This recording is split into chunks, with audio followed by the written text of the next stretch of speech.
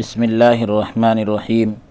نحمدہ ونصلی ونسلم علی رسولہ الکریم اما بعد۔ معزز سامعین اکرام، السلام علیکم ورحمۃ اللہ وبرکاتہ۔ باب العلم انواریہ ایجوکیشنل سوسائٹی و جامعہ انواریہ حیدرآباد انڈیا کے زیر اہتمام تفسیر مظہری کا سلسلہ وار درس جاری ہے، اور اس میں سورہ آل عمران کی آیت نمبر 96 سے 96 سے ہمارے درس کا آغاز ہے۔ امام بغوی رحمۃ اللہ علیہ نے جیسا کہ کہا تھا کہ یہودیوں نے مسلمانوں سے کہا کہ ہمارا قبلہ بیت المقدس تمہارے کعبہ شریف سے افضل ہے اور پہلے ہمارا قبلہ ہے جو انبیاء کے ہجرت کی جگہ ہے۔ مسلمانوں نے کہا کہ بلکہ کعبہ افضل ہے۔ اب معالم التنزیل جلد نمبر 1 صفحہ نمبر 510 پر اس کی پوری تفصیلات ہے۔ یہاں آیت میں جو بھی تفصیلات آئے گی انشاءاللہ تعالی وہ آپ کے گوش گزار کی جا رہی ہے۔ اعوذ باللہ من الشیطان الرجیم، بسم اللہ الرحمن الرحیم۔ ان اول بیت وضع للناس للذی ببکۃ مبارکا وہدی للعالمین۔ بے شک پہلا عبادت خانہ جو بنایا گیا لوگوں کے لیے وہی ہے جو مکہ مکرمہ میں ہے، بڑا برکت والا ہے، ہدایت کا سرچشمہ ہے سب جہانوں کے لیے، تمام دنیا والوں کے، تمام جہان کے لیے۔ بے شک پہلا عبادت خانہ جو بنایا گیا لوگوں کے لیے وہی ہے جو مکہ میں ہے، بڑا برکت والا، ہدایت کا سرچشمہ ہے سب جہانوں کے لیے۔ یعنی اللہ تبارک و تعالیٰ نے ان کے لیے بطور قبلہ معین فرمایا، قبلے کے طور پر طے کیا۔ ایک قول یہ کیا گیا ہے، ایک بات یہ بھی کہی گئی کہ اسے حج کرنے کے لیے معین کیا گیا، طے کیا گیا۔ حضرت حسن بصری اور کلبی نے کہا کہ اس کا معنی یہ ہے کہ پہلی مسجد اور عبادت گاہ جو لوگوں کے لیے بنائی گئی، جس میں اللہ تعالیٰ کی عبادت کی جاتی ہے، جس طرح رب العالمین کا فرمان فی بیوت اذن اللہ ان ترفع، یعنی مساجد، تو وہ مراد ہے قبلے کے اعتبار سے۔ ببکۃ یعنی وہ گھر، للذی ببکۃ یعنی وہ گھر، ان اول بیت وضع للناس للذی ببکۃ مبارکہ، یعنی وہ گھر، بکہ سے مراد مکہ ہی ہے۔ عرب جو ہے با اور میم میں باہم یعنی آپس میں تبدیلی کرتے ہیں، میم کو با سے بدل دیتے ہیں، با کو میم سے بدل دیتے ہیں۔ جس طرح وہ کہتے ہیں نمیت، نبیت،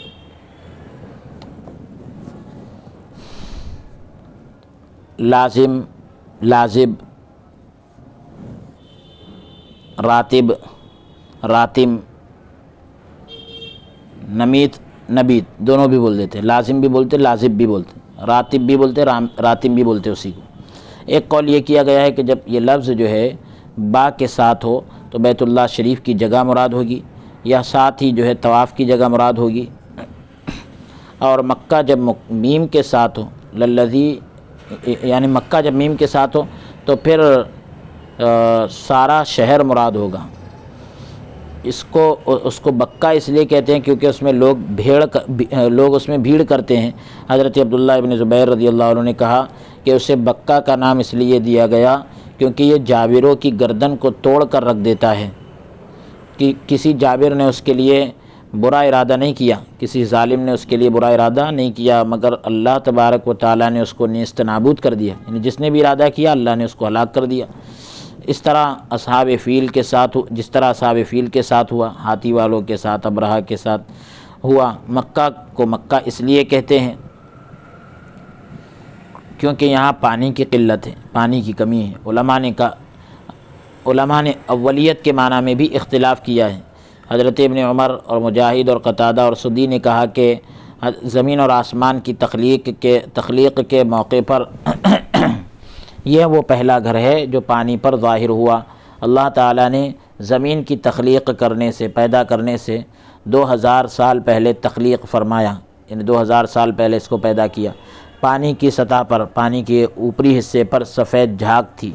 جس کے نیچے سے زمین پھیلائی گئی۔ ایک قول یہ کیا گیا ہے، ایک بات یہ بھی کہی گئی کہ یہ وہ پہلا گھر ہے جو زمین میں تخلیق کیا گیا، بنایا گیا۔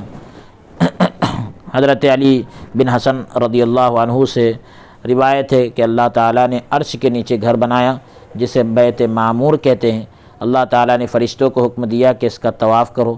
پھر ان فرشتوں کو حکم دیا کہ جو زمین پر رہتے تھے کہ زمین میں اس کے مثل ایک گھر بناؤ، یعنی اسی طرح ایک گھر بناؤ۔ ان فرشتوں نے اس گھر کو بنایا جس کا نام ان فرشتوں نے سراح رکھا، اور جو فرشتے زمین میں رہتے تھے انہیں حکم دیا کہ اس گھر کا طواف کریں، جس طرح آسمان کے مکین، آسمان کے رہنے والے بیت معمور کا طواف کرتے ہیں۔ اور جو فرشتے زمین میں رہتے تھے انہیں حکم دیا گیا کہ اس گھر کا طواف کرے جس طرح آسمان کے مکین بیت المعمور کا طواف کرتے ہیں۔ ایک روایت یہ کی گئی ہے کہ حضرت آدم علیہ السلام کی تخلیق سے، یعنی ان کی پیدائش سے 2000 سال قبل، 2000 سال پہلے فرشتوں نے اس گھر کو بنایا۔ وہ اس کا حج کرتے تھے۔ جب حضرت آدم علیہ السلام نے اس کا حج کیا تو فرشتوں نے کہا کہ ہم 2000 سال سے اس کا حج کر رہے تھے، تیرا حج مبرور ہے، مقبول ہے۔ حضرت ابن عباس رضی اللہ عنہما سے مروی ہے کہ اس سے یہ مراد ہے کہ حضرت آدم علیہ السلام نے سب سے پہلے جو گھر بنایا وہ یہی تھا۔ اس کو آپ تفسیر خازن جلد نمبر 2 میں پوری تفصیل کے ساتھ دیکھ سکتے ہیں، صفحہ نمبر 321 پر۔ ارزقی نے تاریخ مکہ میں کہا کہ صحیحین میں حضرت ابو ذر غفاری رضی اللہ عنہ سے مروی ہے، میں نے عرض کی کہ یا رسول اللہ صلی اللہ علیہ وآلہ وسلم، سب سے پہلے کون سی مسجد بنائی گئی؟ تو حضور صلی اللہ علیہ وآلہ وسلم نے ارشاد فرمایا مسجد حرام۔ پھر میں نے عرض کی کہ اس کے بعد کون سی؟ فرمایا مسجد اقصیٰ۔ میں نے عرض کی ان دونوں کے درمیان کتنا زمانہ گزرا ہے؟ فرمایا 40 سال۔ پھر جہاں نماز کا وقت ہو جائے اس کو پڑھ لو، کیونکہ فضیلت اسی میں ہے۔ ایک قول یہ کیا گیا، ایک بات یہ بھی کہی گئی کہ وہ پہلا گھر ہے جو حضرت آدم علیہ السلام نے بنایا تھا، جب طوفان نوح کا زمانہ آیا تو اسے اٹھا لیا گیا۔ ایک قول یہ کیا گیا ہے کہ طوفان نوح میں ناپید ہو گیا تھا، یعنی نظر نہیں آتا تھا، پھر حضرت ابراہیم علیہ السلام نے اسے بنایا۔ طوفان نوح کے زمانے میں ناپید ہو گیا تھا، یعنی ختم ہو گیا تھا یا غائب ہو گیا تھا کہیے، پھر حضرت ابراہیم علیہ السلام نے اسے بنایا۔ ایک قول یہ کیا گیا ہے کہ ایک دفعہ پھر یہ گر گیا تو بنی جرہم نے اسے بنایا، پھر اسے عمالقہ نے بنایا، پھر قریش نے اسے تعمیر کیا۔ ابن جریر اور ابن ابی حاتم اور بیہقی نے کہا کہ جب حضرت ابراہیم علیہ السلام نے بیت اللہ شریف کی تعمیر کی، جبکہ طوفان نوح میں اسے اٹھا لیا گیا تھا، اللہ تعالیٰ نے بیت اللہ شریف کی جگہ کو ان کے لیے متعین فرمایا، طے کیا۔ ایک ہوا بھیجی جسے ریح خجوج کہتے ہیں، ہوا کا نام تھا، جس کے 2 پر اور سانپ کے سر جیسا سر تھا، تو اس نے کعبے کے ارد گرد کو، کعبۃ اللہ شریف کے آس پاس کو بیت اللہ شریف کی پہلی بنیادوں سے صاف کر دیا۔ پہلی جو بنیاد تھی اس سے ختم کر دیا، تو حضرت ابراہیم علیہ السلام نے اسے پہلی بنیادوں پر تعمیر کر دیا۔ ایک قول یہ کیا گیا ہے، ایک بات یہ کہی گئی کہ یہاں اول سے مراد شرف کے اعتبار سے اول ہے، یعنی مرتبے کے اعتبار سے، بزرگی کے اعتبار سے سب سے پہلا درجہ اس کا ہے۔ حضرت علی شیر خدا رضی اللہ عنہ سے ایک روایت یہی مروی ہے۔ ضحاک نے کہا کہ یہ وہ پہلا گھر ہے جس میں برکت رکھی گئی، اللہ تعالیٰ کا فرمان ہے ببکۃ مبارکہ، یہ حال ہونے کی حیثیت سے منسوب ہے، مبارکہ یہ جو ہے حال ہونے کی حیثیت سے منسوب ہے، یعنی برکت والا، اور اجر اور ثواب میں کثرت والا، یعنی ثواب میں زیادہ ہے، کیونکہ بعض عبادتیں صرف اسی کے ساتھ خاص ہیں، جس طرح حج وہ بھی کعبے کے ساتھ خاص ہے، حدی، عمرہ، یہ حدی یعنی قربانی کا جانور جو لے کر جاتے ہیں ساتھ میں یہاں سے، جبکہ دوسرے اعمال جیسے نماز، روزہ اور اعتکاف وغیرہ کا اجر دوسری جگہوں کی بنسبت، دوسری جگہوں کے مقابلے میں یہاں زیادہ ہوتا ہے۔ اسی وجہ سے ابو یوسف رحمۃ اللہ علیہ کا فرمان ہے کہ جس نے مسجد حرام میں 2 رکعت نماز پڑھنے کی نذر مانی، اس کے لیے یہ جائز نہیں کہ کسی اور مسجد میں وہ نماز پڑھے، کیونکہ حضرت انس ابن مالک رضی اللہ عنہ سے مروی ایک حدیث ہے کہ رسول اللہ صلی اللہ علیہ وآلہ وسلم نے فرمایا، ایک آدمی کی گھر میں نماز ایک نماز ہے، اور اس کی قبیلے کی مسجد میں نماز 25 نمازوں کے برابر ہے۔ جامع مسجد میں ایک نماز 500 نمازوں کے برابر ہے۔ مسجد اقصیٰ میں ایک نماز 1000 نمازوں کے برابر ہے، اور مسجد نبوی میں ایک نماز 50,000 نمازوں کے برابر ہے، اور مسجد حرام میں ایک نماز 1,00,000 نمازوں کے برابر ہے۔ اسے ابن ماجہ نے روایت کیا ہے۔ امام طحاوی نے عطا ابن زبیر سے نقل کیا ہے، فرمایا کہ میری اس مسجد میں ایک نماز 1000 نمازوں سے بہتر ہے سوائے مسجد حرام کے، اور مسجد حرام میں ایک نماز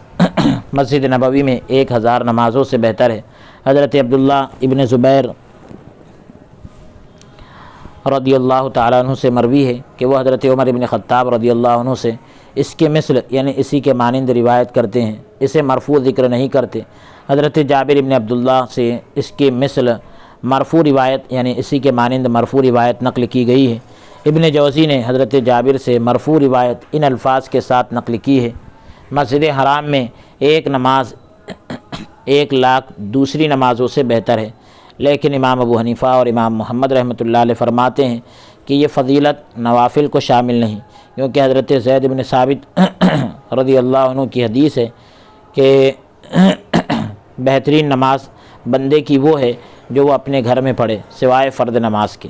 متفق علیہ۔ میں کہتا ہوں کہ اعتکاف بھی فرض نماز کے حکم میں ہے، کیونکہ وہ فرض نمازوں کے انتظار کے لیے مسجد میں ٹھہرنا ہوتا ہے، گویا اعتکاف فرض نماز کے حکم میں شامل ہوگا۔ ابن جوزی نے مکہ مکرمہ کے فضائل میں حضرت عبداللہ ابن عدی بن حمرا سے روایت کیا ہے کہ اس نے رسول اللہ صلی اللہ علیہ وآلہ وسلم کو ارشاد فرماتے ہوئے سنا جب کہ آپ مکہ کے بازار میں حرورہ کے مقام پر تشریف فرما تھے: قسم بخدا تو اللہ تبارک و تعالیٰ کی قسم بخدا تو اللہ تعالیٰ کی بہترین زمین ہے، تو اللہ تعالیٰ کو محبوب ترین ہے، پسند ہے۔ اگر میں تجھ سے ہجرت نہ کر چکا ہوتا تو میں تجھ سے ہجرت نہ کرتا، یعنی پہلے کر لیا لیکن اب بات آتی تو اب نہیں کرتا۔ ابن جوزی نے حضرت ابو ہریرہ رضی اللہ عنہ سے اسی کے مثل مرفوع روایت کیا ہے، کیونکہ یہ ان سب کا قبلہ ہے، وَہُدًى لِّلْعَالَمِينَ تمام عالم کے لیے ہدایت ہے، کیونکہ ان سب کا بھی قبلہ ہے۔ اس میں عجیب اور غریب نشانیاں ہیں جو اللہ تبارک و تعالیٰ اور رسول اللہ صلی اللہ علیہ وسلم کے اوپر ایمان لانے کی طرف لے جاتی ہیں۔ اس کا عطف جو ہے مبارکن پر ہے،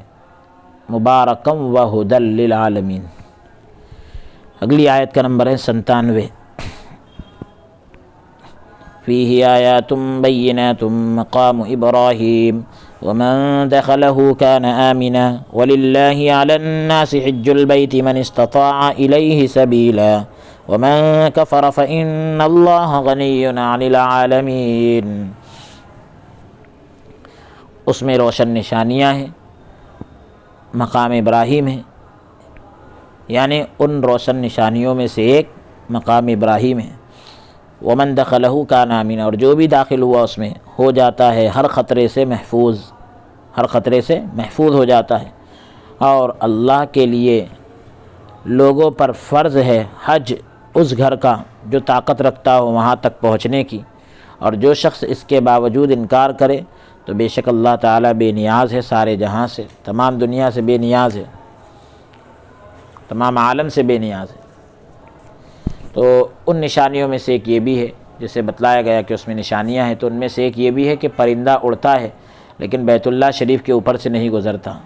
ایک یہ بھی ہے کہ ایک درندہ حرم سے باہر شکار کا قصد کرتا ہے، ارادہ کرتا ہے، جب شکار حرم میں داخل ہو جاتا ہے تو شکاری جانور رک جاتا ہے۔ اللہ اکبر۔ یہ مبتدا ہے، مقام ابراہیم مبتدا ہے اور اس کی خبر محذوف ہے، خبر اس کی چھپی ہوئی ہے، یا آیات سے بدل بعض ہے، بدل بن رہا ہے، بدل البعض کے بعد نشانیاں۔ یہ وہ پتھر ہے جس پر کھڑے ہو کر حضرت ابراہیم علیہ السلام نے دیوار بنائی۔ جب دیوار اونچی ہو گئی تھی اس میں آپ کے قدموں کے نشانات تھے، تاہم یعنی ساتھ ہی جو ہے ہاتھوں کے ساتھ زیادہ مس کرنے کی وجہ سے، زیادہ چھونے کی وجہ سے وہ مٹ گئے۔ بس پتھر کی چٹان پر قدموں کے نشانات پڑ جانا اور چٹان کے اندر قدموں کا ٹخنوں تک سما جانا، چٹانوں میں سے اس کا نشانی کے لیے خاص کرنا، انبیاء کے دوسرے آثار کے بجائے اس کا باقی رہنا، دوسری علامتوں کے بجائے اس کا باقی رہنا، دشمنوں کی کثرت کے باوجود ہزاروں سال تک محفوظ رہنا، یہ سب نشانیاں ہیں۔ اسی وجہ سے کہا گیا ہے کہ مقام ابراہیم آیات کا جو ہے عطف بیان ہے۔ ایک قول یہ کیا گیا ہے، ایک بات یہ کہی گئی ہے کہ مقام ابراہیم سے مراد تمام حرم ہے، پورا کا پورا حرم ہے۔ فیہ آیات بینات مقام ابراہیم ومن دخلہ کان آمنا، جو بھی داخل ہوتا ہے اس میں ہر خطرے سے محفوظ ہو جاتا ہے۔ تو ہو ضمیر سے مراد حرم ہے، جو اس میں داخل ہوتا ہے مطلب حرم میں داخل ہوتا ہے، یعنی جو حرم میں داخل ہو جائے گا وہ قتل ہونے اور ڈاکہ زنی سے محفوظ ہو جائے گا، یعنی ڈاکوؤں کے ڈاکے سے محفوظ رہے گا۔ یہ جملہ ابتدائیہ ہے یا شرطیہ معطوفہ ہے، اور یہ معنی کے اعتبار سے مقام ابراہیم پر معطوف ہے۔ مقام ابراہیم کے اعتبار سے، مقام ابراہیم پر اس کا عطف ہو رہا ہے معنی کے اعتبار سے، یعنی واضح نشانیاں، جن میں سے ایک مقام ابراہیم اور انہی میں سے دوسری یہ ہے کہ جو بھی حرم میں داخل ہوا امن میں ہو گیا، کیونکہ عرب کے لوگ دور جاہلیت میں بعض کو قتل کرتے، ایک دوسرے کو قتل کرتے، بعض پر ڈاکہ ڈالتے، اور جو حرم میں داخل ہو جاتا وہ اس سے تعرض نہ کرتے، اس سے چھیڑ چھاڑ نہ کرتے تھے۔ امام حسن بصری اور قتادہ اور دوسرے اکثر مفسرین نے یہی کہا ہے۔ اسی کے مثل یعنی اسی کے مانند اللہ تبارک و تعالیٰ کا یہ فرمان ہے، اولم یروا انا جعلنا حرما آمنا۔ امام ابو حنیفہ رحمۃ اللہ علیہ نے کہا کہ اس آیت کا معنی یہ ہے کہ جو اس میں داخل ہو گیا وہ امن میں ہے، اس کا قتل کرنا جائز نہیں، جس پر قصاصاً قتل واجب ہو چکا ہے، قصاص کے طور پر قتل واجب ہو چکا ہے، یا حرم سے باہر حد واجب ہو چکی ہے، اب اس نے حرم میں پناہ لے لی ہے، اس سے فوراً یہاں بدلہ نہیں لیا جائے گا، بلکہ اسے نہ کھلایا جائے گا نہ پلایا جائے گا، اس سے خرید و فروخت نہیں کی جائے گی یہاں تک کہ وہ حرم سے باہر آ جائے، پھر اسے قصاص کی وجہ سے قتل کر دیا جائے گا۔ اسی طرح حضرت ابن عباس رضی اللہ عنہما نے کہا کہ امام شافعی اور دوسرے لوگوں نے کہا کہ اس سے وہاں ہی قصاص لیا جائے، بدلہ لیا جائے، اگرچہ وہ حرم کی حدود میں داخل ہو جائے، مگر جب وہ حرم کی حدود میں جرم کا ارتکاب کرے تو اس سے بالاتفاق بدلہ لیا جائے گا۔ حرم کی حد میں اگر اس نے جرم کیا ہے تو بالاتفاق سب کہتے ہیں کہ بدلہ اس سے لیں گے وہاں پر ہی، حرم میں ہی، لیکن اگر جرم حدود حرم سے باہر ہوا ہے تو اب پھر اختلاف ہے کہ حرم کے اندر اس کو قصاص دیں گے یا باہر دیں گے، اس میں اختلاف ہے۔ اللہ تبارک و تعالیٰ کے اس فرمان لا تقاتلوہم عند المسجد الحرام حتی یقاتلوکم فیہ، اس کی تفسیر میں یہ بات گزر چکی ہے، سورہ بقرہ کی ہی آیت ہے، اور اس کی بھی جو ہے تفصیلات آپ تک پہنچائی جا چکی ہیں کہ حرم پاک میں کفار سے جنگ کرنے کا آغاز نہیں کیا جائے گا، شروعات نہیں کی جائے گی۔ اگر کافر غلبہ پالے اور حرم میں داخل ہو جائیں العیاذ باللہ تو انہیں پکڑ کر باہر نکالا جائے گا، انہیں ڈنڈوں اور اس جیسی دوسری چیزوں کے ساتھ مارا جائے گا، یا ان کا محاصرہ کر لیا جائے گا، گھراؤ کر لیا جائے گا، اور ان سے کھانے پینے کی چیزیں روک لی جائیں گی یہاں تک کہ وہ حرم سے باہر نکل جائیں، بس انہیں وہاں قتل کر دیا جائے گا، یا وہ خود قتال شروع کر دے تو پھر اس صورت میں ان سے حرم کے اندر بھی جنگ کی جا سکتی ہے۔ یہ آیت خبر بمعنی امر ہے،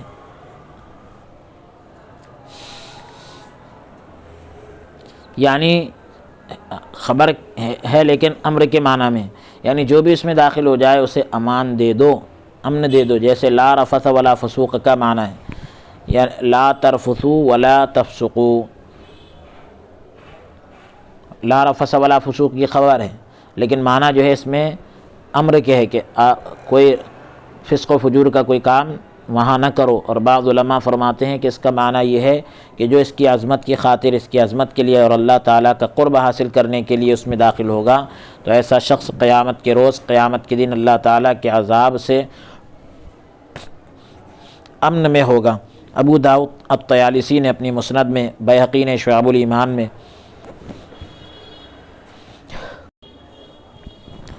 بیہقی نے شعب ایمان میں حضرت انس بن مالک رضی اللہ عنہ سے، طبرانی نے کبیر میں، بیہقی نے شعب الایمان میں حضرت انس بن مالک سے، اور طبرانی نے کبیر میں اور بیہقی نے شعب میں حضرت سلمان سے، اور طبرانی نے اوسط میں حضرت جابر رضی اللہ عنہ کی حدیث، دارقطنی نے سنن میں حاتم کی حدیث بیان کی ہے کہ رسول اللہ صلی اللہ علیہ وآلہ وسلم نے فرمایا، جو آدمی دو حرموں میں سے کسی حرم میں مرا، انتقال کیا، وہ قیامت کے روز آگ سے امن میں ہوگا، آگ سے محفوظ ہوگا، دوزخ سے محفوظ ہوگا۔ حارث بن ابی اسامہ نے اپنی مسند میں حضرت سالم بن عبداللہ بن عمر سے روایت کیا ہے کہ رسول اللہ صلی اللہ علیہ وآلہ وسلم نے فرمایا،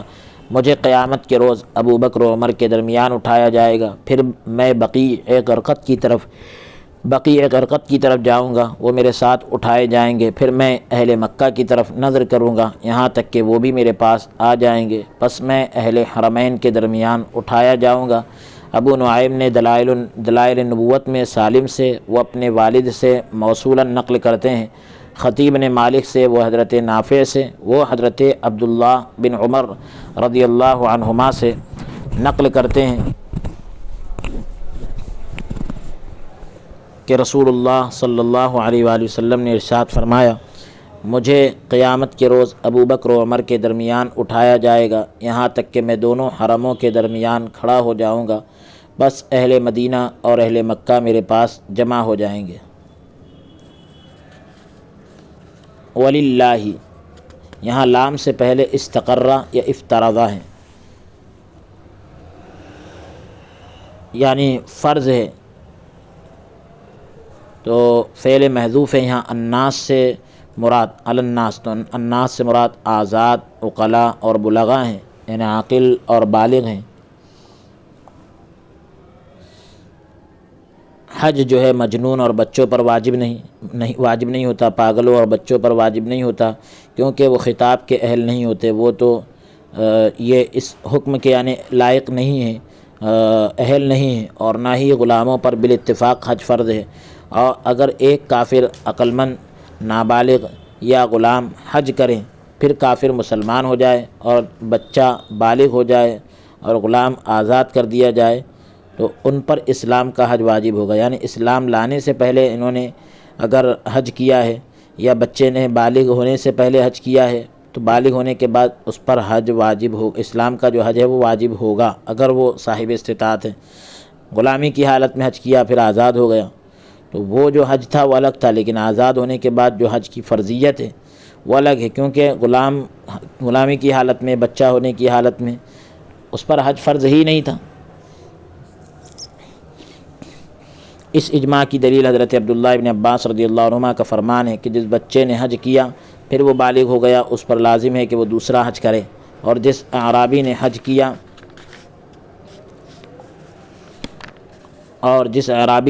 کیا پھر اس نے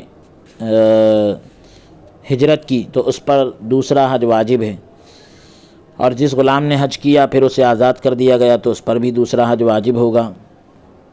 اسے امام حاکم نے روایت کیا ہے۔ یہاں اعرابی جس نے ہجرت نہیں کی، اس سے مراد جو ہے جس نے اسلام قبول نہیں کیا،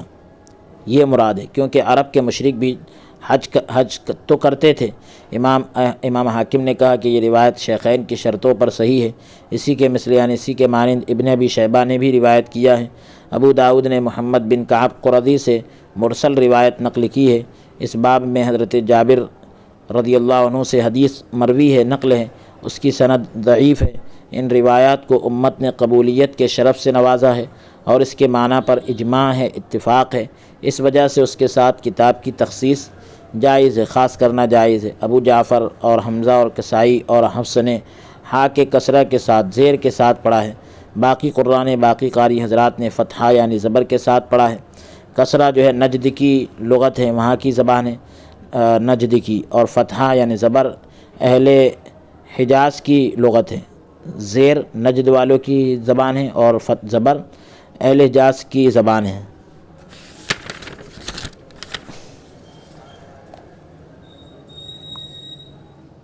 حج البیت یعنی حج اور حج تو اس کے تعلق سے کہا جا رہا ہے۔ یہ دونوں فصیح لغتیں ہیں اور دونوں کا معنی ایک ہے۔ مدارک میں ہے کہ کسرہ کے ساتھ یہ اسم یعنی زیر کے ساتھ یہ اسم ہے اور زبر کے ساتھ یہ مصدر ہے۔ حج کا لغوی معنی قصد کرنا ہے، ارادہ کرنا ہے۔ یہاں اس سے مراد مخصوص عبادت ہے، خاص عبادت ہے، اس کے اندر اجمال ہے یعنی تفصیل نہیں ہے، اور اس کی وضاحت رسول اللہ صلی اللہ علیہ وسلم کے فعل اور دوسری آیات سے ہوتی ہے، جس طرح رب العالمین کا ارشاد ہے کہ پھر چلو جہاں سے لوگ چلتے ہیں، ثم افیضوا من حیث افاض الناس، اور اللہ تعالیٰ کا فرمان کہ چاہیے کہ وہ بیت عتیق کا طواف کرے، ولیطوفوا بالبیت العتیق، اس طرح کی دوسری آیات۔ مسئلہ تمام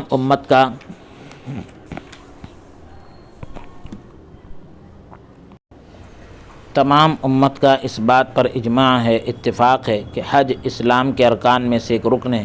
اور فرض عین ہے۔ حضرت عبداللہ بن عمر رضی اللہ عنہما سے مروی ہے، روایت ہے کہ رسول اللہ صلی اللہ علیہ وآلہ وسلم نے فرمایا، اسلام کی بنیاد 5 چیزوں پر رکھی گئی ہے: لا الہ الا اللہ اور محمد الرسول اللہ کی گواہی دینا، نماز قائم کرنا، زکوٰۃ ادا کرنا، حج کرنا اور رمضان کے روزے رکھنا۔ متفق علیہ۔ اس باب میں بے شمار احادیث ہے، یہ روایت جو ہے صحیح بخاری کتاب الایمان جلد نمبر 1 میں آپ کو مل جائے گی۔ الیہ سبیلا، یہاں ہو ضمیر سے مراد بیت ہے یعنی گھر کعبۃ اللہ شریف، اس میں موصول الناس سے بدل بعض ہے، جس نے الناس کو خاص کر دیا ہے، بس وہ آدمی جو طاقت نہیں رکھتا یعنی وہاں تک پہنچنے کی، اس پر حج فرض نہیں۔ سبیل کا معنی راستہ ہے، یہ مفعول ہونے کی حیثیت سے منصوب ہے، زبر والا ہے، اور الیہ اس سے حال مقدم ہے، اس سے مراد جانا ہے، جس طرح کہتے ہیں جرن نہر، یعنی جو بیت اللہ شریف تک جانے کی استطاعت یعنی طاقت رکھتا ہے، کیونکہ حکم کو طاقت رکھنے والے پر متصور کیا گیا ہے، اس کا تصور کیا گیا ہے، اس لیے علماء کا اس پر اجماع ہے، اتفاق ہے کہ حج کی فرضیت کے لیے راستے کا پرامن ہونا ضروری ہے، اور راستے پر موجود منزلیں ایسی ہوں جو آباد ہوں، جہاں سے زیادہ راہ یعنی راستے کا توشہ اور پانی مل سکتا ہو۔ اگر امن نہ ہو تو پھر فرض نہ ہوگا۔ مکہ مکرمہ اور حاجی کے درمیان اگر سمندر ہو اور سلامتی کا غالب امکان ہو تو علماء کے نزدیک حج فرض ہوگا۔ اسی طرح امام ابو حنیفہ اور امام مالک کے نزدیک حج فرض ہوگا، جبکہ امام شافعی کا ایک قول ان کے خلاف ہے۔ اسی طرح امام مالک کے نزدیک تندرست اور صحت مند ہونا بھی شرط ہے۔ ان دونوں ائمہ کے نزدیک کمزور اور اپاہج پر حج فرض نہیں، اگرچہ اس کے پاس اتنا مال ہو جس کے ذریعے اس کے لیے ممکن ہو کہ وہ کسی کو حج کرنے کے لیے اپنا نائب بنائے، یعنی اپنی جگہ کسی کو حج پر بھیج دے۔ اس کی وجہ یہ ہے کہ وہ بذات خود حج کرنے کی طاقت نہیں رکھتا ہے، کیونکہ حج بدنی عبادت ہے، اور بدنی عبادات کا مقصد اپنے آپ کو مشقت میں یعنی تکلیف میں ڈالنا ہوتا ہے، اور اگر وہ کسی کو نائب بنائے گا تو مقصد حاصل نہ ہوگا۔ امام شافعی اور امام احمد بن حنبل کا نقطہ نظر یہ ہے کہ وہ اپنے مال کی وجہ سے حج کرنے کے قابل ہیں۔ امام بغوی نے کہا کہ عرف میں یہ بات کہی جاتی ہے کہ فلاں گھر بنانے کی استطاعت رکھتا ہے، طاقت رکھتا ہے، جبکہ یہ استطاعت یعنی یہ طاقت رکھنا مال کی وجہ سے حاصل ہو، جبکہ وہ خود گھر نہ بنا سکتا ہو، جبکہ وہ یہ کام اپنے مال اور مددگاروں کے ساتھ کرتا ہے۔ ہم یہ کہتے ہیں کہ حج کی استطاعت نہیں رکھتا، جو ارکان مخصوصہ کا نام ہے، خاص ارکان کا نام ہے، وہ صرف جو ہے انفاق کی طاقت یعنی خرچ کرنے کی طاقت رکھتا ہے، جبکہ گھر بنانے میں مقصد جو ہے اس کا خود کام کرنا نہیں ہوتا، جبکہ بدنی عبادات کا معاملہ مختلف ہوتا ہے، الگ ہوتا ہے۔ اس وجہ سے حج کے معاملے میں عرف جاری نہ ہوگا۔ امام شافعی اور امام احمد بن حنبل نے حضرت عبداللہ بن عباس رضی اللہ عنہما کے قول سے استنباط کیا ہے کہ حضرت فضل حضور صلی اللہ علیہ وآلہ وسلم کے پیچھے سواری پر بیٹھے ہوئے تھے، تو خثعم قبیلے کی ایک عورت آئی اور فضل جو ہے اس عورت کو دیکھنے لگے۔ نبی کریم صلی اللہ علیہ وآلہ وسلم نے فضل کا چہرہ دوسری طرف کر دیا۔ اس عورت نے عرض کی کہ یا رسول اللہ صلی اللہ علیہ وآلہ وسلم، بے شک اللہ تعالیٰ کی طرف سے بندوں پر جو فرض ہے اور میرا باپ بہت بوڑھا ہے، وہ سواری پر نہیں بیٹھ سکتا، کیا میں اس کی طرف سے حج کر سکتی ہوں؟ یعنی اپنے والد کی طرف سے حج کر سکتی ہوں؟ حضور صلی اللہ علیہ وسلم نے فرمایا ہاں تم کر سکتی ہو۔ ایک روایت میں ہے کہ وہ سواری پر سیدھا نہیں بیٹھ سکتا، یعنی میرے والد جو ہے سواری پر سیدھے نہیں بیٹھ سکتے، اگر میں اس کی طرف سے حج کروں تو اس کی طرف سے حج ہو جائے گا؟ آپ صلی اللہ علیہ وآلہ وسلم نے فرمایا ہاں، یہ حج وداع میں واقع ہوا، حجۃ الوداع کے موقع پر ہوا، یعنی متفق علیہ۔ جواب اس کا یہ ہے کہ خبر واحد کے ساتھ کتاب اللہ کا حکم منسوخ کرنا جائز نہیں، کتاب اللہ کے حکم کو منسوخ نہیں کر سکتے جو استطاعت کی شرط کا تقاضا رکھتا ہے۔ کتاب اللہ کا حکم استطاعت یعنی صلاحیت اور طاقت کی شرط کا تقاضا کرتا ہے، اس کو چاہتا ہے۔ جواب میں یہ بھی کہا گیا ہے کہ اس عورت کے قول کا معنی یہ ہے کہ اللہ تعالیٰ کا بندوں پر حج کے معاملے میں فریضہ یعنی فرض ہونا استطاعت کی شرط پر ہے، یہ میرے باپ پر، میرے والد پر اس وقت لازم آیا ہے، یعنی حج اس وقت فرض ہوا جب کہ وہ سفر کی طاقت نہیں رکھتا، کیا میں اس کی طرف سے حج کروں؟ یعنی کیا میرے لیے یہ جائز ہے، یا کیا میں اس کے لیے کیا میرے لیے اس میں اجر ہے، یا پھر یہ کہیے کہ کیا اس میں جو ہے اس کے لیے یعنی میرے والد کے لیے اجر ہے؟ یہ لفظ بلفظ پڑھ دیتے ہیں ہم تاکہ آپ کو واضح ہو جائے گا، یعنی کیا میرے لیے یہ جائز ہے یا کیا اس میں اس کے لیے اجر ہے؟ تو حضور صلی اللہ علیہ وآلہ وسلم نے ارشاد فرمایا ہاں۔ اس جواب پر اعتراض یہ کیا گیا ہے کہ بعض الفاظ میں الحج مکتوب علیہ، حج اس پر فرض ہے کہ الفاظ یا اس جیسے دوسرے الفاظ ہیں، تو اس کا جواب یہ دیا گیا ہے کہ حضور صلی اللہ علیہ وآلہ وسلم نے اس کے سوال کیا تھا؟ افحج عنہ، کیا میں اس کی جانب سے حج کروں؟ تو اس کا جواب دیا گیا کہ حجی عنہ، یعنی تو اس کی طرف سے حج کر لے، کیونکہ اگر یہ الفاظ ہوں تو یہ عورت کی طرف سے گمان ہوگا جو اس نے گمان کیا، اس پر یعنی جو اس نے خیال کیا۔ اس پر مزید یہ اعتراض کیا گیا ہے کہ حضور صلی اللہ علیہ وآلہ وسلم نے اس کے سوال کا جواب دیا، اگر اس کا گمان غلط ہوتا تو حضور صلی اللہ علیہ وآلہ وسلم ضرور اس کی وضاحت کر دیتے۔ تو اس کا جواب یہ دیا گیا ہے کہ حضور صلی اللہ علیہ وآلہ وسلم نے عورت کے حرص کو دیکھا، یعنی لالچ کو دیکھا کہ وہ اپنے باپ کو خیر اور ثواب پہنچائے، تو اس کی تائید وہ روایت کرتی ہے جسے عبدالرزاق نے حضرت ابن عباس رضی اللہ عنہما کی حدیث سے نقل کیا ہے۔ حدیث میں یہ الفاظ ہے کہ حجی عن ابیک فإن لم تزدہ خیرا لم تزدہ شرا، تو اپنے باپ کی طرف سے حج کر، اگر تو اس کی بھلائی میں اضافہ نہ کر سکتی تو تو اس کی برائی میں اضافہ نہ کرے گی۔ لیکن حفاظ نے یقین سے کہا، یہ محدثین کی ایک اقسام ہے کہ انہوں نے کہا کہ یہ روایت شاذ ہے، تاہم بہتر یہ ہے لیکن بہتر یہ ہے کہ اس حدیث کو اس معنی پر محمول کیا جائے، یعنی لیا جائے جبکہ وہ صحت مند تھا تو اس پر حج فرض ہوا، وہ کمزور اور اپاہج ہو گیا تو اس سے حج ساقط نہیں ہوگا، بلکہ اس پر فرض ہے کہ اپنے خرچ سے کسی کو حج پر بھیجے جب تک وہ زندہ رہے، یا موت کے وقت کسی کو وصیت کر جائے، جب وہ مر جائے اور اس نے حج نہ کیا تو اس کا وارث اس کی طرف سے حج کرے، یا اگر چاہے تو اس کے مال سے کسی اجنبی کو حج پر بھیجے۔ غیر کی طرف سے حج کرنا یہ مثال غیر معقول کی قضا ہوگی، یعنی جو بات عقل میں نہ آتی ہو، غیر معقول کی قضا کہلائے گی، جو اس حدیث سے ثابت ہے۔ جس طرح کتاب اللہ کی نص یعنی کتاب اللہ کی دلیل سے بوڑھے آدمی کے حق میں روزے کے بدلے میں فدیہ ثابت ہے۔ حج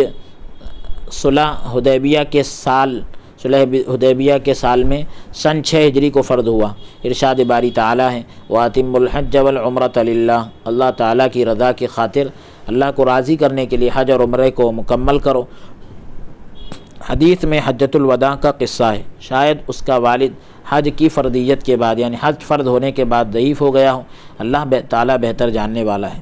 امام ابو حنیفہ کے نزدیک اس کا بینا ہونا بھی ضروری ہے، یعنی آنکھ والا ہونا بھی ضروری ہے۔ آپ کے نزدیک نابینا پر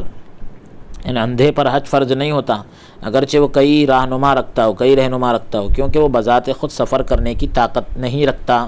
کسی غیر کی مدد سے استطاعت رکھنا یہ معتبر نہیں، غیر کی مدد سے طاقت رکھنا اس کا اعتبار نہیں۔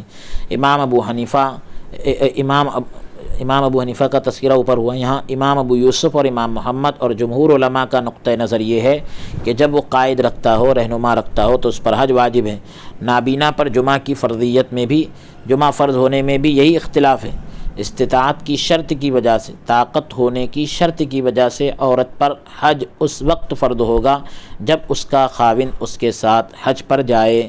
یا اس کا ذی رحم محرم حج پر جا رہا ہو، یعنی جن سے نکاح کرنا حرام ہو، ایسے لوگ اس کے ساتھ میں حج پر جا رہے ہوں۔ یہ شرط اس صورت میں ہوگی جب اس عورت کے گھر اور مکہ مکرمہ کے درمیان 3 دن کی مسافت حائل ہو، 3 دن کی مسافت درمیان میں آڑ ہو۔ امام احمد کی رائے یہ ہے کہ مسافت زیادہ ہو یا کم ہو، ہر صورت میں خاوند یعنی شوہر یا ذی رحم محرم کا ساتھ ہونا ضروری ہے۔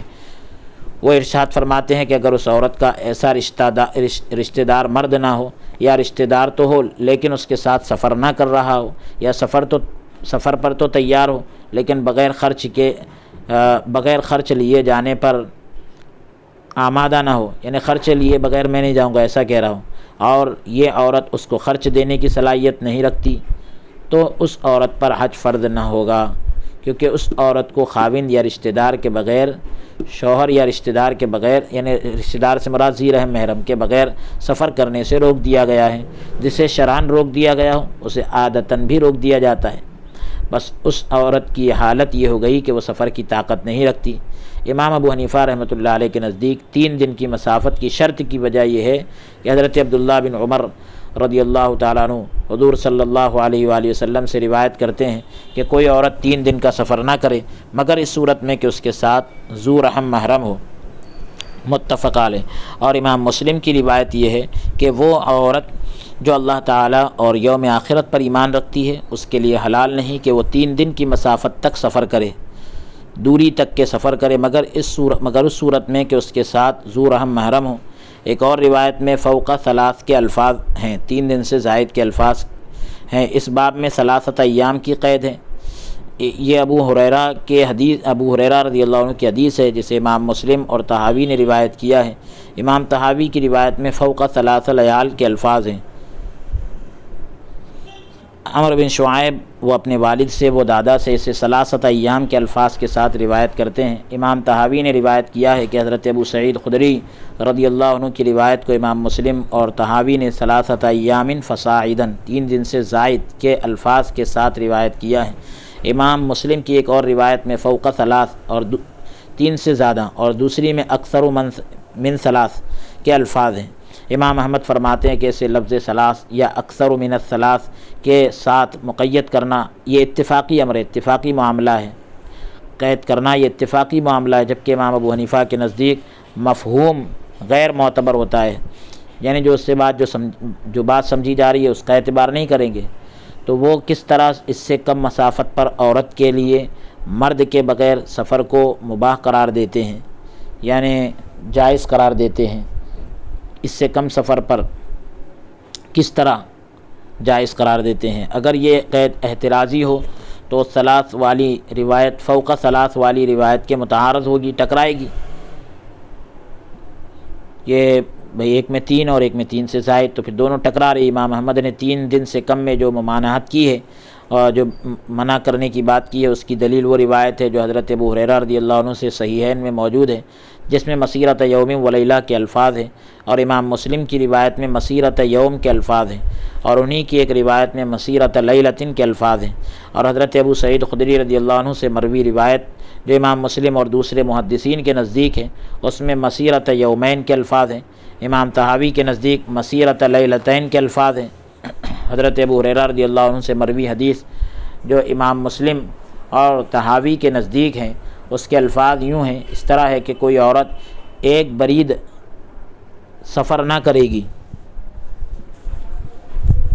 مگر خاوند یعنی شوہر یا ذی رحم محرم کے ساتھ۔ اسے ابن حبان نے اپنی صحیح اور حاکم نے روایت کیا ہے اور کہا کہ امام مسلم کی شرط پر صحیح ہے۔ طبرانی کی معجم میں 3 امیال کے الفاظ ہیں۔ اس سے یہ بات ظاہر ہوتی ہے کہ یہاں یوم، یومین اور 3 ایام کی قید یہ جو ہے کم سے کم عدد کی تمثیل کے لیے، مثال بیان کرنے کے لیے۔ یوم واحد جو ہے ابتدائی اور کم سے کم عدد ہے، برید غالباً سفر میں پہلی منزل کو کہتے ہیں جو کثرت کا آغاز اور کم سے کم مرحلہ ہے، زیادتی کا آغاز اور کم سے کم مرحلہ ہے۔ ثلاثہ جو ہے جمع کا آغاز ہے، 3 کی شروعات یہیں سے ہوتی ہے، یعنی جمع کی شروعات یہیں سے ہوتی ہے 3 سے، اور کم سے کم مرتبہ کئی احادیث قید کے بغیر بھی وارد ہوئی ہیں، آئی ہیں۔ انہی میں سے ایک حضرت عبداللہ ابن عباس رضی اللہ عنہما کی روایت ہے کہ رسول اللہ صلی اللہ علیہ وآلہ وسلم نے فرمایا، عورت ذی رحم محرم کے ساتھ ہی سفر کرے اور کوئی مرد اس کے پاس نہ جائے مگر اسی وقت جب اس کے پاس ذی رحم محرم موجود ہو۔ ایک آدمی نے عرض کی کہ یا رسول اللہ صلی اللہ علیہ وآلہ وسلم، میں جہاد پر جانا چاہتا ہوں اور میری بیوی حج کا ارادہ رکھتی ہے۔ آپ نے فرمایا تو اپنی بیوی کے ساتھ حج پر جا، متفق علیہ۔ اس باب میں حضرت ابو سعید خدری رضی اللہ عنہ اور حضرت ابو ہریرہ رضی اللہ عنہ کی حدیث بھی ہے۔ امام شافعی رحمۃ اللہ علیہ کا یہ نقطہ نظر ہے کہ عورت کے لیے جائز ہے کہ وہ قابل اعتماد عورتوں کے ساتھ حج پر چلی جائے، بھروسہ مند عورتوں کے ساتھ حج پر جائے، اور ایک قول میں یہ ہے کہ وہ ایک قابل اعتماد عورت کے ساتھ حج پر جا سکتی ہے۔ جب وہ قابل اعتماد عورتوں کے ساتھ نکلے تو اس میں شرط ہے کہ ان عورتوں کا کوئی ذی رحم محرم رشتہ دار موجود ہو، اور منہاج کے اندر یہ بھی ہے کہ اس میں یہ بھی شرط نہیں، یعنی محرم ان عورتوں کا کوئی محرم ہو یہ ضروری نہیں۔ امام شافعی سے ایک قول یہ بھی ہے کہ اس کے لیے بغیر عورتوں کے بھی حج پر جانا جائز ہے۔ امام مالک نے کہا کہ عورتوں کی ایک جماعت حج پر جا سکتی ہے اگر راستہ پرامن ہو، سیف ہو، سلامتی والا ہو۔ ان پر ہماری دلیل وہ روایت ہے جو ہم پہلے بیان کر چکے ہیں۔ یہاں استطاعت یعنی طاقت سے مراد عام سفر کی استطاعت ہے، اس طرح کے سفر کرنے سے اسے کوئی حرج لاحق نہ ہو۔ اسی وجہ سے جمہور علماء کے نزدیک یہ شرط ہے کہ اس کے پاس ضروری اخراجات کے علاوہ زاد راہ یعنی سفر کا توشہ اور سواری بھی موجود ہو، کیونکہ جو مال ضرورت اصلیہ میں مشغول ہو وہ نہ ہونے کے برابر ہے۔ اسی وجہ سے اس مال میں تو اس پر زکوٰۃ بھی فرض نہیں ہوتی، اور جب آدمی کے پاس زاد راہ نہیں ہوتا اور اس کے پاس سواری نہیں ہوتی، وہ عمومی طور پر یعنی عام طور پر سفر کرنے کا اہل نہیں ہوتا، اور حرج شرع میں اٹھا دیا گیا ہے، شریعت میں حرج کو اٹھا دیا گیا ہے۔ داؤد ظاہری نے کہا کہ حج کے وجوب کے لیے یعنی واجب ہونے کے لیے زاد راہ، سفر کا توشہ اور سواری کا ہونا ضروری نہیں ہے۔ امام مالک رحمۃ اللہ علیہ کا یہ قول ہے کہ اگر ایک آدمی کو سوال کرنے کی عادت ہو یا راستے میں اس کے لیے کمانا ممکن ہو تو اس کے لیے زاد راہ یعنی سفر کا توشہ شرط نہیں ہے۔ اگر وہ چلنے پر قادر ہو تو اس کے لیے سواری شرط نہیں، کیونکہ اللہ تعالیٰ کا فرمان ہے، لوگوں میں حج کا اعلان کر دو، وہ تیرے پاس پیدل اور کمزور اونٹنیوں پر سوار ہو کر آئیں گے دور دراز راستوں سے۔ ہم یہ کہتے ہیں جو فعل جواب امر میں واقع ہے وہ واقعے کی خبر دے گا، یہ بغیر سواری کے حج کی فرضیت پر دلیل نہیں ہوگا، بغیر سواری کے حج کے فرض ہونے پر دلیل نہیں ہوگا۔ چلنے پر قدرت امر مخفی ہے، ایک چھپا ہوا معاملہ ہے۔ بعض اوقات یعنی کبھی کبھی راستے میں یہ قدرت یہ طاقت ختم بھی ہو جاتی ہے، اس وجہ سے سفر کے آغاز پر یعنی شروعات پر ہی زاد راہ اور سواری کی شرط ضروری ہوگی تاکہ کوئی چیز اسے ہلاکت کی طرف نہ لے جائے۔ شرع کے احکام عام ہیں، شریعت کے احکام عام ہیں کہ آپ دیکھتے نہیں کہ بادشاہ کے لیے نماز میں قصر کرنا اور سفر کی مسافت پر یعنی دوری پر روزہ چھوڑنا جائز ہے، جبکہ اسے کسی قسم کی مشقت نہیں ہوتی بادشاہ کو۔ لیکن وہ آدمی جو مسافت سفر سے کم سفر کر رہا ہو، سفر کی مسافت سے کم سفر کر رہا ہو، اگر روزے کے لیے مشکل بھی ہو تو اگر روزہ اس کے لیے مشکل بھی ہو تو اس کے لیے روزہ چھوڑنا جائز نہیں ہے۔ جمہور علماء کی دلیل حضرت انس رضی اللہ عنہ کی حدیث مرفوع حدیث ہے کہ ایک آدمی نے رسول اللہ صلی اللہ علیہ وسلم سے اس آیت میں موجود لفظ سبیل من استطاع الیہ سبیلا، تو سبیل کی وضاحت پوچھی کہ یا رسول اللہ صلی اللہ علیہ وسلم مس سبیل یعنی سبیل سے کیا مراد ہے، تو آپ نے فرمایا زاد راہ اور سواری،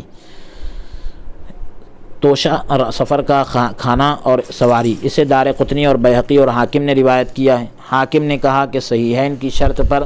یہ روایت صحیح ہے۔ حاکم نے اسے حماد بن سلمہ کے واسطے سے نقل کیا ہے اور کہا کہ امام مسلم کی شرط پر صحیح ہے۔ سعید بن منصور نے اپنی سنن میں دوسرے صحیح طرقوں سے حسن سے مرسل نقل کی ہے۔ امام شافعی، امام ترمذی، ابن ماجہ اور دارقطنی نے حضرت عبداللہ ابن عمر رضی اللہ عنہما سے روایت کیا ہے، ایک آدمی رسول اللہ صلی اللہ علیہ وآلہ وسلم کی بارگاہ اقدس میں کھڑا ہوا، عرض کی یا رسول اللہ صلی اللہ علیہ وآلہ وسلم، حج کو کون سی چیز واجب کرتی ہے؟ فرمایا زاد راہ، سفر کا توشہ اور سواری۔ امام ترمذی نے کہا کہ یہ حسن ہے، لیکن اس سند میں ابراہیم بن یزید جو جوزی مکی ہے۔ امام احمد اور نسائی نے کہا کہ یہ متروک الحدیث ہے، یعنی ان سے حدیث بیان نہیں کی جاتی۔ ابن ماجہ اور دارقطنی نے حضرت عبداللہ ابن عباس رضی اللہ عنہما سے روایت کیا ہے کہ رسول اللہ صلی اللہ علیہ وآلہ وسلم نے فرمایا زاد راہ، یعنی سفر کا کھانا اور سواری، یہ دو چیزیں واجب کرتی ہیں۔ یعنی اس آیت کی تفسیر میں فرمایا اس کی سند جو ہے وہ ضعیف ہے۔ دارقطنی نے حضرت جابر بن عبداللہ کی حدیث روایت کی، حضرت علی بن ابی طالب، حضرت ابن مسعود، حضرت عائشہ، حضرت عمرو بن شعیب اپنے والد سے وہ اپنے دادا سے روایت کرتے ہیں، جبکہ اس حدیث کے سارے طرق، تمام جو بھی راستے ہیں وہ سب کمزور ہیں۔ زاد راہ کے وجوب پر سفر کا جو کھانا ہے توشہ جس کو کہتے ہیں، تو اس کے واجب ہونے پر دلیل اللہ تعالیٰ کا یہ فرمان ہے زاد راہ لو وتزودوا فإن خیر الزاد التقوی، زاد راہ لو، بہترین زاد راہ تقوی ہے۔ امام بخاری رحمۃ اللہ علیہ اور دوسرے محدثین نے اسے حضرت عبداللہ بن عباس رضی اللہ عنہما سے روایت کیا ہے، اہل یمن حج کرتے تھے لیکن زاد راہ یعنی سفر کا توشہ ساتھ نہ رکھتے تھے۔ وہ یہ کہتے کہ ہم توکل کرنے والے لوگ ہیں۔ جب مکہ مکرمہ آتے تو لوگوں کے سامنے دست سوال دراز کرتے، تو اللہ تبارک و تعالیٰ نے اس آیت اور زاد راہ لو کو نازل فرمایا۔ ومن کفر، یعنی جس نے حج کی فرضیت کا انکار کیا۔ حضرت ابن عباس رضی اللہ عنہما نے، حسن اور عطا نے یہی کہا ہے۔ عبد بن حمید نے اس کی تفسیر میں نقیع سے روایت کیا کہ رسول اللہ صلی اللہ علیہ وآلہ وسلم نے اس آیت کی تلاوت کی تو حذیل قبیلے کا آدمی اٹھا، عرض کی یا رسول اللہ صلی اللہ علیہ وآلہ وسلم، جس نے اس کو چھوڑ دیا اس نے کفر کیا۔ آپ نے جواب دیا جو اس کو چھوڑے وہ سزا کا خوف نہیں رکھتا، ڈر نہیں رکھتا اور ثواب کی امید نہیں رکھتا۔ نقیع جو ہے وہ تابعی ہے، پس یہ حدیث مرسل ہے۔ سعید بن مسیب نے کہا کہ یہ آیت یہود کے حق میں نازل ہوئی کیونکہ انہوں نے یہ کہا تھا کہ مکہ کی طرف سے حج کرنا فرض نہیں۔ سعید بن منصور اور ابن جریر نے ضحاک سے مرسل روایت نقل کی ہے کہ جب اس آیت کا پہلا حصہ نازل ہوا تو رسول اللہ صلی اللہ علیہ وآلہ وسلم نے تمام ادیان، تمام مذہب کے لوگوں کو جمع کیا اور انہیں خطبہ ارشاد فرمایا اور کہا اللہ تعالیٰ نے تم پر حج فرض کیا ہے، پس تم حج کرو۔ ایک ملت ایمان لے آئی، ایک مذہب جو ہے ایمان لے آیا یعنی مسلمان، اور 5 جماعتوں نے انکار کر دیا یعنی مشرکین، یہود، نصارہ، صابی اور مجوس، انہیں ستارہ پرست اور آگ کی پوجا کرنے والے، یہ سب جو ہے انکار کر دیے۔ تو اللہ تبارک و تعالیٰ نے ان الفاظ کو نازل فرمایا کہ جس نے کفر کیا اللہ تعالیٰ ان سے غنی ہے، بے نیاز ہے۔ سعید بن منصور نے اکرمہ سے نقل کیا ہے کہ جب یہ آیت یعنی جس نے اسلام کے علاوہ کوئی دین پسند کیا، یہ آیت نازل ہوئی تو یہودیوں نے کہا کہ ہم تو مسلمان ہیں، تو نبی کریم صلی اللہ علیہ وسلم نے انہیں فرمایا کہ اللہ تعالیٰ نے مسلمانوں پر حج فرض کیا ہے، تو انہوں نے جواب دیا کہ ہم پر حج فرض نہیں کیا، اور انہوں نے بیت اللہ شریف کا حج کرنے سے انکار کر دیا، تو اللہ تعالیٰ نے اس آیت کو نازل فرمایا۔ ظاہر بات یہ ہے کہ یہاں ومن کفر یعنی جس نے کفر کیا، اس کو جو ہے جس نے حج نہ کیا اس کی جگہ اس لیے رکھا تاکہ حج کی فرضیت کی تاکید، حج کے فرض ہونے کو مؤکد کرنا، تاکید کرنا، اور ترک کرنے والے پر تغلیظ ہو، یعنی چھوڑنے والے پر سختی ہو۔ جس نے حج نہیں کیا تو اللہ تبارک و تعالیٰ بے نیاز ہے، یہ نہیں کہا جس نے کفر کیا۔ یہاں کفر کا معنی یہ ہوگا کہ جس نے جسم کی صحت یعنی تندرستی اور رزق کی وسعت یعنی گنجائش پر انعام کرنے والے کا شکر ادا نہ کیا، رزق کی کشادگی پر اللہ تعالیٰ کا شکر ادا نہ کیا۔ یہ دونوں تعویلیں، یہ دونوں مطلب حضرت ابی امامہ کی حدیث میں بھی جاری ہوں گے۔ نبی کریم صلی اللہ علیہ وسلم نے فرمایا کہ جسے ظاہر حاجت یا سفر سے روکنے والا مرض، یعنی ضروری حاجت، کھلی ہوئی ضرورت بولیے آپ، یا سفر سے روکنے والی کوئی بیماری، یا ظالم حکمران، ظالم بادشاہ نہ روکے اور وہ حج نہ کرے، تو وہ چاہے تو یہودی ہو کر مر جائے یا نصرانی ہو کر مر جائے۔ اسے امام بغوی اور دارمی نے اپنی مسند میں روایت کیا ہے۔ ابن جوزی نے اسے موضوعات میں لکھا ہے۔ تاہم یعنی ساتھ ہی جو ہے حفاظ نے ابن جوزی پر اعتراض کیا اور حضرت علی شیر خدا رضی اللہ عنہ کی حدیث، جو زاد راہ اور سواری کا مالک ہو، جو اسے بیت اللہ شریف تک پہنچا سکے، تو اس نے پھر بھی حج نہ کیا تو کوئی پرواہ نہیں کہ وہ یہودی ہو کر مرے یا نصرانی ہو کر مرے، یعنی جو سفر کے راستے اور سواری پر، سفر کے کھانے اور سواری پر قادر ہو، طاقت رکھتا ہو، اور اس نے پھر بھی حج نہ کیا تو کوئی پرواہ نہیں کہ وہ یہودی ہو کر مرے یا نصرانی ہو کر مرے۔ اسے امام ترمذی نے روایت کیا ہے اور حدیث کو ضعیف قرار دیا ہے۔ اللہ تبارک و تعالیٰ نے حج کے حکم کو کئی وجوہ سے، کئی اعتبار سے موقت کیا ہے، تاکید کی ہے۔ اس کے وجوب پر، واجب ہونے پر خبر کے صیغے کے ساتھ دلالت کی، یعنی خبر کا صیغہ لایا گیا، جملہ اسمیہ کی صورت میں ظاہر کیا، اسے ایسی صورت میں لایا جو اس بات کا فائدہ دیتا ہے کہ اللہ تعالیٰ کا بندوں پر حق واجب ہے، حق واجب ہے۔ پہلے حکم کو عام ذکر کیا، پھر اس کی تخصیص کر دی، پہلے عام ذکر کیا پھر خاص کر دیا کہ یہ ایسے ہی ہو گیا کہ پہلے مبہم انداز میں یعنی پوشیدہ انداز میں کلام کی، بعد میں اس کی وضاحت کر دی، اور مراد کو مقرر ذکر کیا، مراد کو دوبارہ ذکر کیا۔ ترک حج کو کفر کا نام دیا، حج چھوڑنے کو کفر کا نام دیا کیونکہ یہ کافروں کا فعل ہے۔ استغنا کا ذکر کیا، یعنی اللہ بے نیاز ہے حج، جو اگر کوئی حج نہیں کرتا، کیونکہ یہ اس محل میں، اس مقام پر ناراضگی اور شرمندگی پر دلالت کرتا ہے۔ اس میں ظاہر کو عام لفظ کی صورت میں کلام میں ذکر کیا، جو ضمیر کے مرجع کو شامل ہے، یعنی ضمیر جس کی طرف لوٹ رہی ہے، ساتھ ہی ساتھ یعنی اس کے ساتھ جو ہے تعمیم کی وجہ سے، یعنی عام کرنے کی وجہ سے مبالغہ اور برہان کے ساتھ، یعنی دلیل کے ساتھ اس سے استغنا پر، بے نیاز ہونے پر دلالت ہے، اور عظیم ناراضگی پر شعور دلایا گیا ہے۔ واللہ عالم، بہت بڑی ناراضگی پر احساس دلایا گیا۔ حج کی بیت کی طرف اضافت، حج البیت، تو حج کی جو اضافت ہو رہی ہے بیت کی طرف،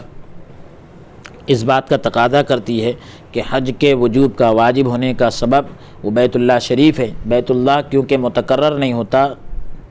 ریپیٹ نہیں ہوتا، اسی لیے عمر میں حج بھی بار بار نہیں ہوتا۔ رسول اللہ صلی اللہ علیہ وسلم نے فرمایا حج ایک دفعہ ہے، ایک ہی مرتبہ ہے، جس نے زیادہ دفعہ کیا، زیادہ مرتبہ کیا، اس نے نفل حج کیا۔ اسے امام احمد اور نسائی نے روایت کیا۔ بیت کا معنی موہومہ مکان میں لطیفہ ربانیہ ہے، ایک موہوم جگہ میں اللہ تبارک و تعالیٰ کا ایک لطیفہ ہے جو تجلیات ذاتیہ کے نازل ہونے کا محل ہے۔ اللہ تبارک و تعالیٰ کے انوار اور تجلیات کے اترنے کا ایک مقام ہے، جو تجلیات ذاتیہ اس مکان کے ساتھ خاص ہیں۔ یہ چھت، دیوار، پتھر اور مٹی کا نام نہیں۔ کیا تم دیکھتے نہیں کہ اگر پتھر، مٹی کسی اور جگہ کی طرف منتقل کر دیے جائیں اور اس جگہ کو خالی کر دیا جائے یا کوئی اور عمارت بنا لی جائے تو دوسری جگہ کی طرف منہ کر کے نماز پڑھنا جائز نہیں ہے، بلکہ اسی سفیدہ زمین کی طرف منہ کرنا لازم ہوگا۔ کعبہ صورتاً اگرچہ عالم خلق سے تعلق رکھتا ہے، صورت کے اعتبار سے عالم خلق سے جو کچھ اللہ نے پیدا کیا اس سے تعلق رکھتا ہے، لیکن حقیقت میں یہ ایک امر مخفی ہے، ایک چھپا ہوا معاملہ ہے۔ اس کا ادراک حس اور خیال نہیں کر سکتے، اس کو پا نہیں سکتے، اس کو حاصل نہیں کر سکتے، محسوس کر کے ہم یہ چیز نہیں معلوم کر سکتے۔ وہ محسوسات سے تعلق رکھنے کے باوجود محسوس نہیں، اس کا احساس ہی نہیں کر سکتے ہم، جہت میں ہونے کے باوجود اس کی کوئی جہت نہیں، حالانکہ جہت میں ہے، ایک خاص سمت میں ہے۔ وہ ہندوستان میں اگر دیکھیں ہم تو مغرب کی جانب ہے، اس کی کوئی مثال بھی نہیں، یہ کعبے کی صورت کی شان ہے، تو پھر اس کی حقیقت کا ادراک کیسے ہو؟ پاک ہے وہ ذات جس نے ممکن کو وجود کا آئینہ بنایا، اور جس نے عدم کو وجود اور وجود کا مظہر بنایا۔ جو چیز نہیں تھی اللہ تعالیٰ نے اس کو موجود کر دیا، اور ایسا موجود کیا کہ پھر سبحان اللہ اس کی شان ہم اور آپ دیکھتے ہیں۔ کعبے کی حقیقت سے بڑھ کر قرآن کی حقیقت ہے، اس سے بڑھ کر نماز کی حقیقت ہے۔ وہاں حضور صلی اللہ علیہ وآلہ وسلم کے وسیلے سے سالک کی سیر کی انتہا ہو جاتی ہے، سلوک کرنے والے کی جو سیر ہوتی ہے وہاں اس کی انتہا ہو جاتی ہے، ان مقامات میں فنا اور بقا حاصل ہوتی ہے۔ اس سے اوپر خالص معبودیت کا مقام ہے جہاں سیر کی کوئی گنجائش نہیں، مگر نظر سے وہ نظر ہونا چاہیے۔ قف یا محمد فإن اللہ یصلی، یہ اسی مقام سے کنایہ ہے، اسی مقام کو بتلایا جا رہا ہے۔ اللہ تعالیٰ ہی خوب جاننے والا اور آگاہ کرنے والا ہے۔ آج کے سلسلہ درس کو یہیں موقوف کرتے ہیں اور اللہ عز و جل کی بارگاہ میں درخواست اور دعا کرتے ہیں کہ رب تبارک و تعالی ہمیں قول سے زیادہ عمل کی توفیق عطا فرمائیں۔ دوران درس اگر کوئی لغزش یا کوتاہی ہوئی ہو تو اللہ رب العالمین اسے اپنے فضل سے معاف عطا فرمائیں۔